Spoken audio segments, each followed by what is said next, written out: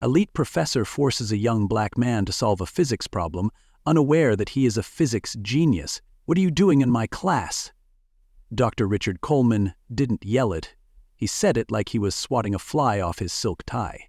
Disgusted, but clinical. The sound of the laser pointer hitting the podium snapped through the Princeton lecture hall like a mousetrap, and just like that, 200 students froze. Eyes darted. Laptops stopped clicking. You could hear somebody's gum go still mid-chew. All focus turned toward the front row, where a young black man in a second-hand hoodie and spotless sneakers sat perfectly still, pen in hand, like he'd done nothing more offensive than breathed in air.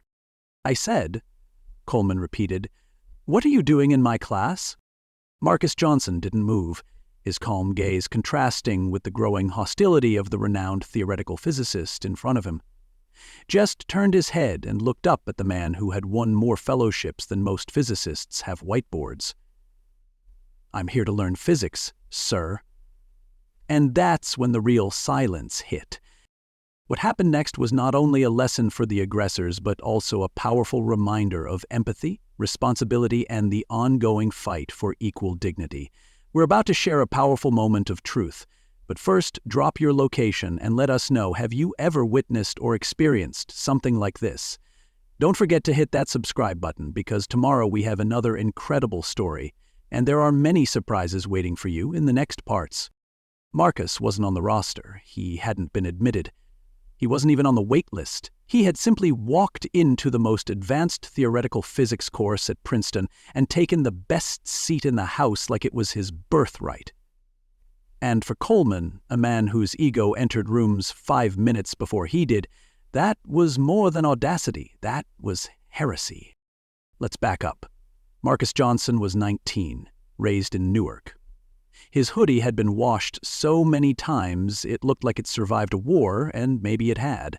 His backpack had 3 straps, even though it only needed 2. His pen was cheap. His eyes were not. They were clear, unblinking, and tracking everything. To be clear, he didn't sneak in. He walked in, like it was the most normal thing in the world, because to him it was. Marcus was the kind of presence that didn't fit neatly into Princeton's ecosystem. He was like a violin in a room full of air horns, deliberate, focused, unsettling by contrast. No name tag, no TA badge, no Ivy League sheen. Just a kid who looked like he should have been delivering pizza, not auditing quantum electrodynamics. And yet, there he was. And now he was being called out in the middle of a lecture hall that had no idea what was about to happen. Coleman crossed his arms. "This class is for students who passed rigorous academic screening. Do you have any idea what kind of intelligence it takes to be here?" Marcus raised an eyebrow. "I do." Coleman scoffed the way some people do when their authority is questioned in public. "Then you must also know that this isn't Physics 101. This is the deep end. And you're floating in here like you belong." "I do belong," Marcus said, not raising his voice. "Son," Coleman began, smoothing down his blazer like he was preparing to ruin someone's life with style, "we have standards. This isn't a place for social experiments." And there it was. That sentence, that pause, that unspoken footnote that didn't need to be spoken aloud, because everybody already heard it anyway. Marcus took a slow breath. "I'm not here because of charity, Dr. Coleman." "Oh, I believe that," Coleman said, leaning in. "I believe you walked in here with confidence and no clue, just enough arrogance to think you could sit in front of me and pretend to keep up." "I've seen it before."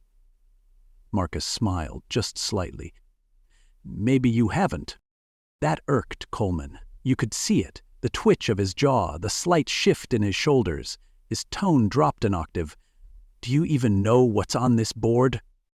"I've read your papers," Marcus said casually. Coleman blinked. "Excuse me?" "All of them," Marcus replied. "The one you wrote with Weinstein in 2012 is my favorite, though I think your assumptions on temporal loop decay were a bit generous." Now, the silence wasn't about tension. It was curiosity. Students leaned in. A couple actually turned around in their seats. Coleman opened his mouth, then closed it. His tone, when it came back, was smoother than scotch and twice as bitter. "Fine," he said. "Since you're so comfortable here, let's make it official." He walked to the blackboard like a man marching to a duel. With a single motion, he circled the densest, most brutal corner of the equation, a mass-energy conundrum that would make doctoral candidates weep into their grant proposals. "Solve this," he said, stepping aside. "If you can." Marcus stood up, slow and measured, not because he was stalling, but because you don't run to meet your moment. You walk into it, and you let it meet you. Let's pause here for a second and tell you something the room didn't know. Marcus Johnson had never taken an official college class, but he had studied quantum mechanics since he was 12. His first physics book came out of a dumpster behind a boarded-up Newark library, and that book, that was his gateway drug. From there, it was YouTube lectures on borrowed Wi-Fi, printed PDFs of scientific journals, and $3 notebooks filled with scribbles that could rival a whiteboard at CERN. He learned math with the power out, candles burning low, radio static in the background. While his classmates were memorizing rap lyrics, Marcus was memorizing Maxwell's equations. When other kids played 2K, he was watching Feynman. Not because he was told to, because it was the only thing that made sense in a world where nothing else did. He didn't take tests, he made his own. Now, standing in front of a blackboard that was supposed to humiliate him, Marcus held the chalk like a conductor holds a baton. He studied the equation for half a beat, then asked, calmly, "Do you mind if I use the Coleman-Weinstein approach?" That landed like a brick through a stained glass window, the kind of moment where you don't know whether to laugh, clap, or just sit very still so you don't miss what's coming next.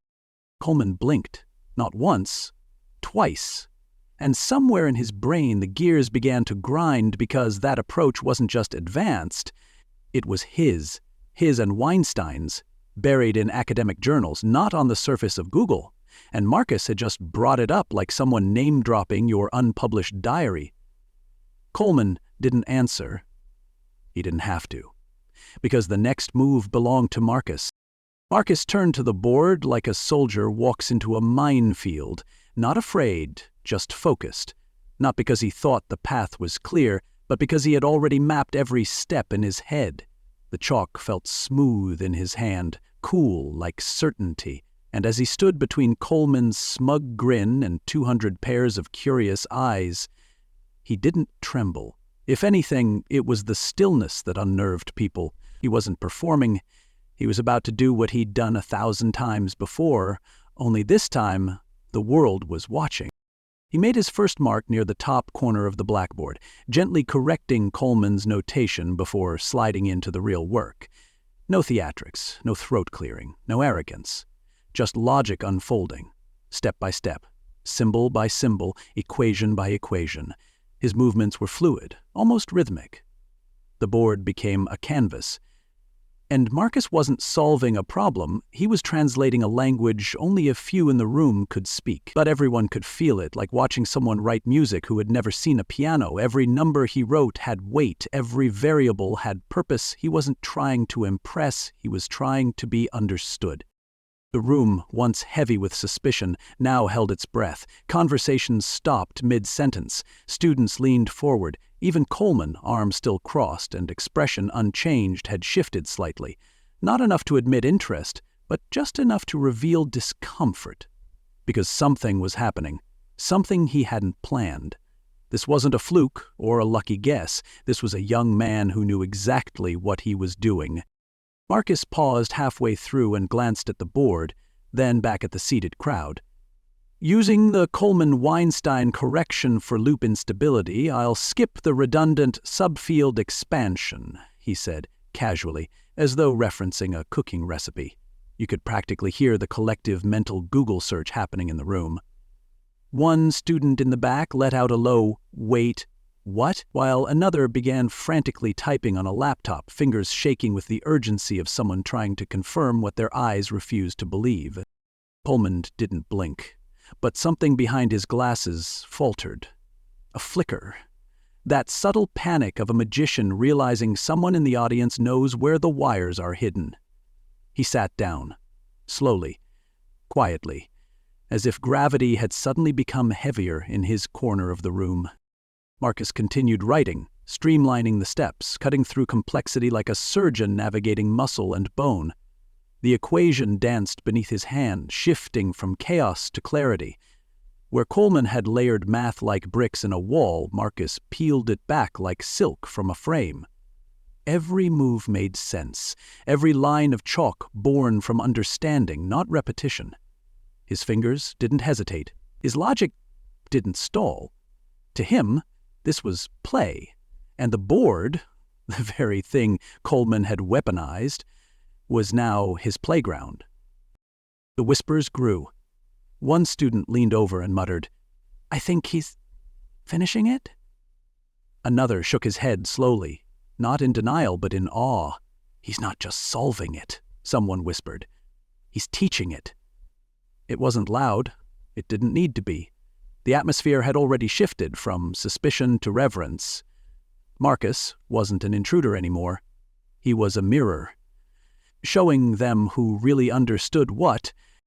20 minutes passed, and with a final smooth arc of chalk, Marcus circled the answer. Neat, precise, undeniable. He stepped back and looked at the board the way a builder looks at a house that's finally finished. Silent, grateful, proud. Nobody moved.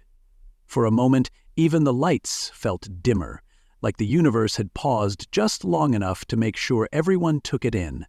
Then a single clap, sharp and uncertain, broke the stillness. Another followed, then more, and soon a wave of applause rolled through the auditorium, rising slowly, hesitantly at first, but then with full force. Not the kind of clapping people give to be polite. This was something else, something honest, something earned. Marcus stood quietly, not bowing, not smiling, just nodding slightly, like someone who knew all along that he could do it but had waited for everyone else to catch up. He didn't turn around to face Coleman. He didn't need to.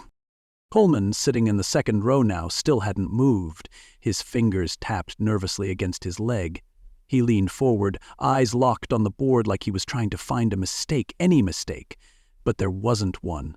Marcus hadn't just replicated the method, he'd improved it, shortened it, enhanced it in a way Coleman hadn't considered in years. The professor's face was a mask now, unreadable, but his silence said everything. Because for the first time in a long, long while, Richard Coleman wasn't the smartest person in the room, and worse, he knew it. When the applause finally died down and students began to shuffle out of the lecture hall, some wide-eyed, others whispering like they'd just witnessed a courtroom twist, Dr. Richard Coleman stiffened. "Mr. Johnson," he said, voice clipped. "A word. My office." Marcus didn't flinch. He gathered his notebook, nodded once, and followed the man out into the marble hallway, where the silence felt heavier than it had in the lecture hall. Coleman walked briskly, shoulders tight, shoes echoing sharply against the floor. He didn't say anything for a moment, and Marcus didn't offer a word, but even without conversation, the tension traveled with them like a shadow that knew too much. Finally, Coleman spoke, keeping his tone measured. "I just want to understand how someone like you managed to arrive at that solution. That was a very specific problem." Marcus met his gaze. "You asked me to solve it." Coleman stopped walking and turned, smiling just enough to cover the resentment bubbling underneath.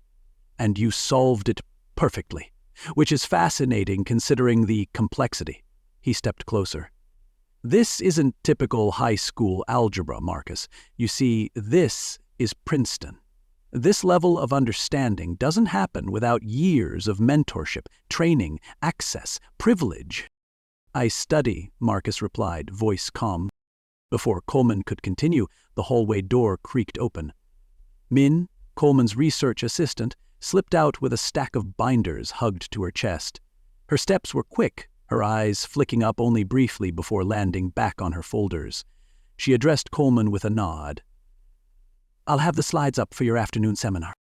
"Fine," he said, distracted. As Marcus passed her, she adjusted her grip on the binders and whispered without looking at him, "Be careful. He doesn't fail you. He erases you." Then she disappeared through a side corridor, her heels echoing down the stairs. Marcus didn't have time to process it. Coleman had already unlocked his office and waved him in like a hotel concierge, checking in a guest he didn't want staying long. The room was classic academic theater. Dark wood shelves lined with his own books, certificates in fat frames, and photographs of him shaking hands with Nobel winners, politicians, and people who probably had buildings named after them. He motioned toward a chair. Marcus sat. Coleman remained standing. "That performance today," Coleman said, "was beyond impressive, but also suspect?" Marcus didn't blink. "Suspect? You used a method published once, in a journal with limited circulation, and you improved on it. Without credentials, without coursework, without any trace of formal exposure." He stepped around the desk. "So I'm asking myself, who's feeding you this?" "No one," Marcus replied. "I've been studying your work for years." Coleman leaned forward. "Really? A teenager from Newark happened to stumble across a quantum electrodynamics theory most physics PhDs barely grasp? That's your story?" "That's my truth." Coleman paced now, his breath just a little heavier, his fingers flexing and releasing as if gripping an argument he wasn't quite ready to let fly. "Let's cut through this. Either you're working with someone trying to discredit me, maybe from MIT or, God help us, Berkeley, or you're pretending to be smarter than you are, which is dangerous for both of us. And if you're part of some ploy to humiliate me—" "I'm not," Marcus said plainly. "I'm part of a plan, but it's mine." Coleman narrowed his eyes. "Then prove it. I want a 10-page paper on the implications of superstring theory in unifying general relativity and quantum mechanics. Include original equations. Technical rigor. Due Friday." Marcus nodded once. "I'll bring it Thursday." "I said Friday." "I know, but Thursday works better for me." Coleman said nothing. Marcus stood, eyes steady, posture relaxed. He turned for the door. Behind him, Coleman's silence didn't sound like victory. It sounded like suspicion losing ground. What Coleman couldn't know, what he couldn't even imagine, was that Marcus wasn't reacting. He was executing. Every step, every word, every pause had been calculated. Marcus hadn't just walked into that lecture hall. He'd opened the first page of a playbook that Coleman didn't even know existed. The professor had just assigned an impossible challenge. And Marcus? He was already halfway done. The apartment Marcus shared with his mother was quiet, small and tired in the way homes get when they've been working overtime to keep their family afloat. Paint chipped in corners no one had time to fix. The fridge made a low hum like it was sighing under the weight of effort. In his bedroom, behind a loose board at the back of the closet, Marcus reached into the dark and pulled out something most people would never expect to find in a teenager's room. Not clothes, not sneakers, but notebooks, dozens of them, worn down from years of turning thoughts into formulas. Stacks of printed articles, physics texts rescued from dumpsters, scribbled calculations taped together with duct tape like stitched wounds. He didn't have a lab, he had a war room. Tucked into the bottom of the pile was a cardboard box labeled Princeton. Inside were 3 rejection letters, each one colder than the last. The third had said, "While your accomplishments are impressive, they do not meet the academic standard of excellence our institution maintains." He had kept it anyway, pressed flat beneath a used textbook like it might eventually apologize. But Marcus wasn't collecting bitterness, he was building ammunition. He opened his laptop, clicked into a blank email, and addressed it to the Princeton Physics Department. His subject line read, "Formal request for enrollment, expanded access policy." In his message, he invoked the very clause Princeton bragged about on brochures but rarely honored, the one that allowed exceptional independent scholars to petition for inclusion in specialized courses. He attached his background, his work, and a full breakdown of what had occurred in Coleman's class. Not out of desperation, out of strategy. Once submitted, the school would have no choice but to ask itself a question it had avoided for years. What if the system's gatekeeping wasn't about standards, but about us? The next afternoon, in a quiet corner of the library, Min approached him with a look that wasn't fear, but calculation. She handed him a small flash drive, slipping it across a physics journal like it was just another research source. "This is proof Coleman didn't write his next paper," she said. "Most of it was taken from Professor Thompson's last draft. He died last year, heart attack, but his files were still in the shared drive. I found them when I was archiving the department server. Date stamps match. Structure's nearly identical. Coleman stripped the signature, polished it up, and repackaged it as his own." Marcus stared at the drive, then back at her. "Why are you giving this to me?" She didn't hesitate. "Because I've seen what happens to people who speak up. They don't fail. They vanish. One day they're PhD students. The next, their emails don't work anymore." Her voice dropped to a whisper. "He erases people. Quietly. And always just clean enough to stay powerful." Back home, Marcus set the flash drive beside his rejection letters. Then he opened a new document not just for Coleman's assignment, but for the rebuttal. 10 pages? He was already on page 12. His essay on superstring theory wasn't just accurate, it was disruptive. He connected concepts Coleman never explored, built on ideas buried in academic paywalls, and challenged assumptions Coleman had once defended as gospel. And as he wrote, he embedded quiet signals, references to Coleman's own obscure work, footnotes that proved he had absorbed every line and revised them without fear. He didn't write to impress, he wrote to expose. Then he opened a second document, labeling it Thompson versus Coleman, Comparative Analysis. He began to break down the overlap line by line, page by page. No emotion, just truth. No fury, just data. The work wasn't personal, it was surgical, and with each sentence he felt a shift, because now he wasn't just answering a challenge, he was preparing a case. Marcus didn't sleep much that night, but it wasn't because of stress. It was focus, precision. He wasn't rushing, he was positioning. Because this wasn't about one professor, one class, or one moment. This was about a system that said he didn't belong, despite the fact that he outthought it on his worst day.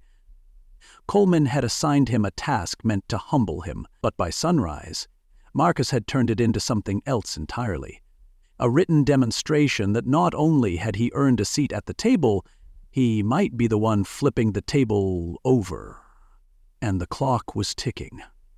Because once the faculty saw what he'd uncovered, they'd have to make a choice: defend the gate or admit they'd been guarding it from the wrong people.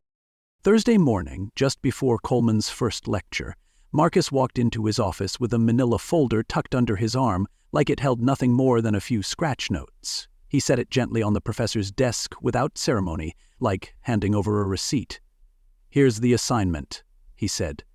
Coleman didn't even look up at first. Then, without a word, he opened the folder and froze. What he'd expected to be 10 pages of regurgitated theory was in fact 25 pages of tightly reasoned, clearly written, fully annotated original thought. The title alone read like an academic earthquake: Superstring Theory, a bridge between quantum gravity and experimental fracture symmetry. Coleman scanned the first 2 pages and slowed. By page 5, his brows were furrowed. By page 10, his jaw clenched. The math was clean, the references were precise. The logic didn't just hold, it flowed. Marcus had cited obscure material, some of which Coleman himself had co-authored, and then used those very sources to suggest an alternative model that somehow made the original look undercooked. When he finally looked up, Coleman's face was blank, but his hands betrayed him, tapping the desk, slow at first, then fast. This, surprising, he muttered. Unexpected. Marcus said nothing. He didn't need to. The paper did the talking. It didn't challenge Coleman to defend his course. It challenged him to explain why someone with that level of analysis had been denied entry in the first place. Later that afternoon, May caught up with Marcus outside the library, slipping into step beside him like a shadow. "He's digging," she said quietly. "Hard. He pulled your application records, everything from Newark. He's convinced you're being used by one of his enemies, Goldstein, Takahashi, even the department chair." Marcus didn't respond. She kept talking.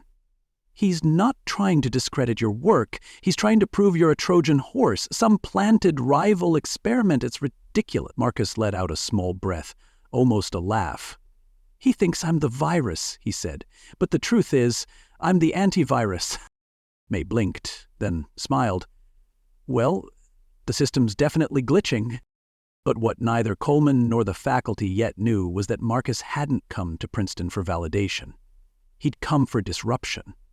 While Coleman was busy trying to trace the roots of Marcus's genius, he never thought to look in the one place that mattered, the community that had built him. 3 nights a week, after his mother's second shift ended and the city quieted, Marcus ran tutoring sessions out of a borrowed church basement in Newark. No chalkboards, just folding tables, borrowed laptops, and kids who'd been written off as statistics long before they had a chance to become students.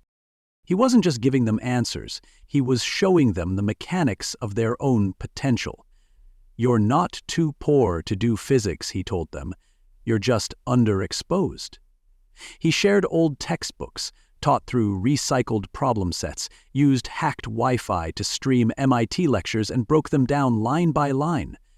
The youngest in the group was 10, the oldest 19 and already on probation, now applying for a GED because Marcus had convinced him that the universe didn't care where you started, it only cared how hard you tried to understand it.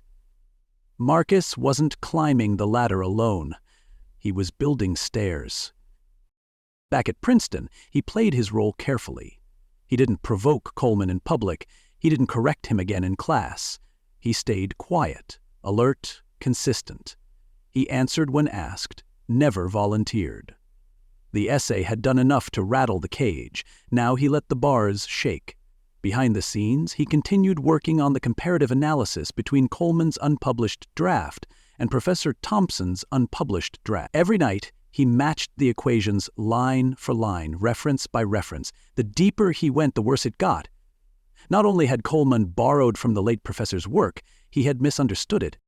There was a critical derivation near the end that Marcus recognized instantly, a flaw, a logical break masked by complex notation. Thompson had marked it as unresolved.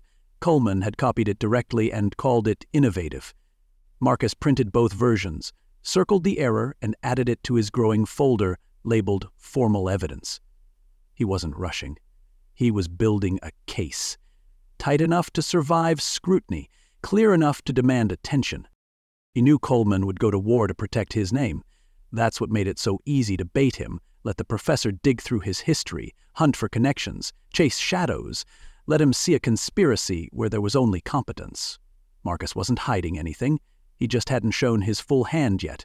He was patient, strategic, the kind of patient you learn when you've been told no your whole life and finally have the power to make people explain why, because the moment was coming. And Coleman? He was already standing in the middle of a trap he couldn't even see. The hearing took place in Princeton's grandest committee hall, a space usually reserved for ceremonial votes and honorary speeches, but today it was brimming with faculty, students, and staff packed shoulder to shoulder.